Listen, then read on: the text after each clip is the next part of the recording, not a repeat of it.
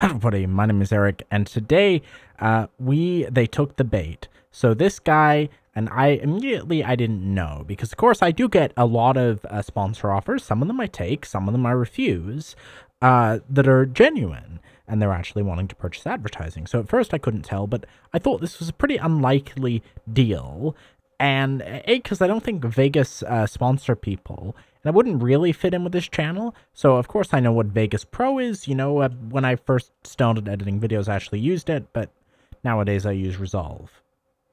So we have this email from Vegas Studio with a SK. I don't, probably Slovakia. It's Eastern Europe. So I say, please send the details.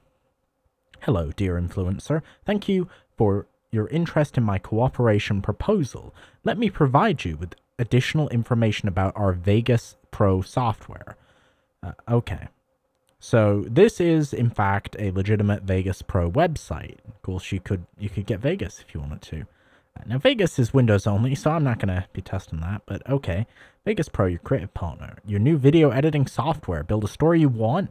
So 950 to 7700. Well, that's about the right range. Now, the funny thing is, these guys, well, especially when I was smaller, they would send absolutely absurd amounts relative to the size. This isn't a crazy, especially the lower band of that isn't crazy, but okay. So we can't, okay, already broken the agreement. We place the Vegas trailer in the middle of the advertisement. Okay, well, that's how ads work. And, okay, so they would pay 35% up front and then the rest afterwards. Now, while the Vegas site is legit, the media kit over here isn't looking so hot. So let's go on over to the VM so we can take a closer look at what's going on here. Private library. So we've actually got a bunch of different ones, and we could see if we could get anything out from the rest of these. And this was uploaded very recently. Now, of course, if you go this far, you're already probably not falling for this. But let's extract this and see what we actually get from our beautiful media kit. Password is Vegas. They add a password and one other than the typical 2024, so that if someone were to stumble upon this on GitHub, they wouldn't immediately get into it. Vegas Pro Kit. Instructions for macOS. Oh.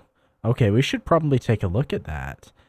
Because I've never seen them have a Mac version. They'll often pretend to. So here's our pictures, and this is like our... That'd be funny if I actually got this wrong and I actually ran something. Okay. Now let's see what we got here.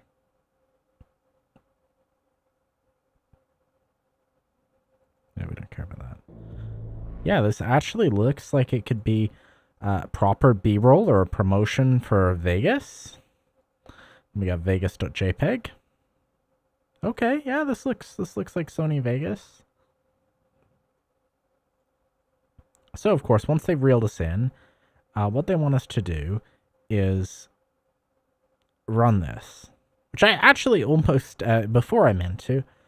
So let's just upload that to VirusTotal just to see, is this highly undetected? Are we going to prove my point about virus scanners, or is this going to show them really being useful? First time on VirusTotal. Wow, this is a fresh sample.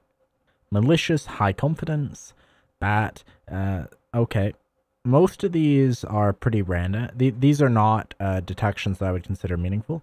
But there is a... Okay, Defender gets it. So this has got very low detections, but it does have a corrupt. There's no real cleverness here because it is just an exe. Let's also upload the DMG because I'm curious what that's going to be. Because Mac malware, while it does technically exist, is super rare. It's just kind of interesting to see it. This one's getting some hits. Okay, let's see what Amos... I'm going to assume, because the Windows one is definitely a stealer. So this is the first time I've actually seen channel stealing Yep, it's a Mac stealer. Okay.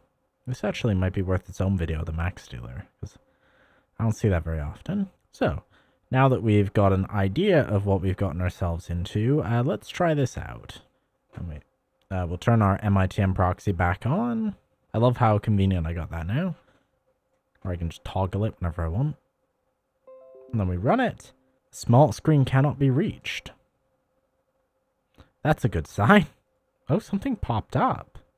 Oh, that might just be this is from something else I'm testing, but I saw something pop up for a second. What DNS?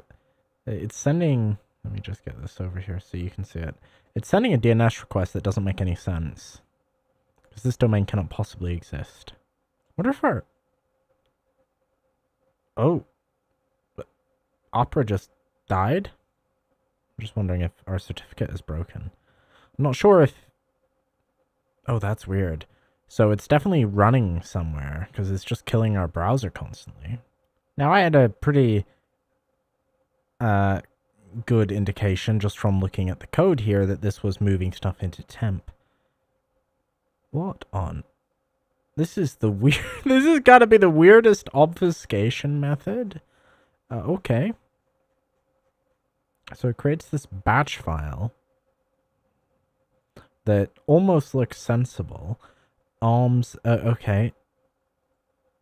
Let's just try opening some of these with VS Code or Notepad just to see what... Okay, these are binary files. That is profoundly weird. There's bits of PEs in here. We get a batch file. Not recognized. Oh, right, yeah, because interesting fact about Windows. And I bet if we go to Task Scheduler, I will find something interesting. But important thing to know when you're dealing with Windows is that there is no requirement on Windows for an exe to actually be an exe if you call any executable file from the command line. And I guess it just calls every possible combination because it doesn't really matter which one ends up working. But if we rename this to .exe, we can confirm if this is... Okay, this one doesn't work. Some of these might actually... only some of these might be the loader. This could very well win the award for the strangest laid out malware I have ever seen. It's just odd. Okay. Well, I think it'd be a good idea to take these over to a sandbox so we can get a better idea what's going on. And after this, we can also potentially try the Mac one on triage. Because any run only does Windows. Okay, so it moves boats.bat. Okay. Then it checks for a bunch of potential analysis tools. Looks for EDR. Oh, wow, that's actually pretty... And then if it doesn't find these EDRs, it copies all of these. And then it does this choice command. And then it launches regasm. So ultimately, the stealer is going to be a result of .NET reflection. I'm going to add some time because I think we need more time. And we get a hit for metastealer. Checks for external. It's a Microsoft application from an unusual folder. So this is ultimately the malware. So let's take a look at what we got here. Of course, this is Catalina, so it's going to be a bit older. Oh, and we do actually get a PDF on the desktop now. No, it's just a fake icon. Okay. And now it does the password prompt. Okay. I don't know what the password for the triage VM is. There even is one. That is the good thing about Mac malware, is you really have to try to make it work.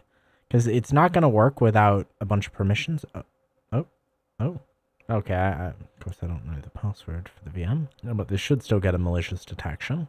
Got like anti-VM for Mac, which is weird. Yep, and it does all of these things.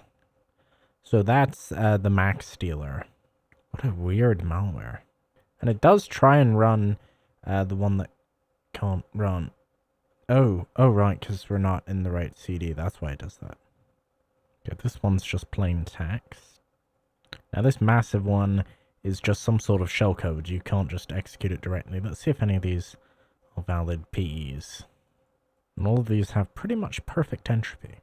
It's kind of a half deobfuscated version. That string looks way too explicit to be an accident.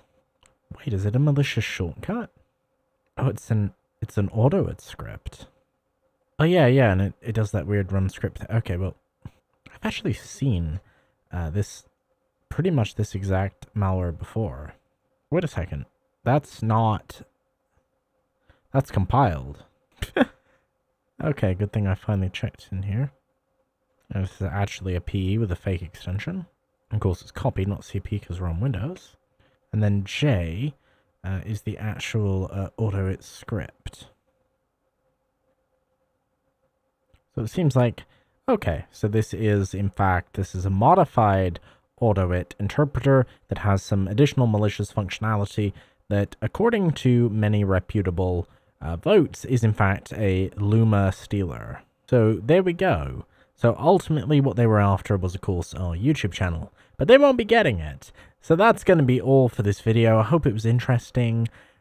Don't fall for this. This was a slightly improved version of this scam, especially the fact they had a Mac version, which I haven't seen before. So that's going to be all for me for now. Bye.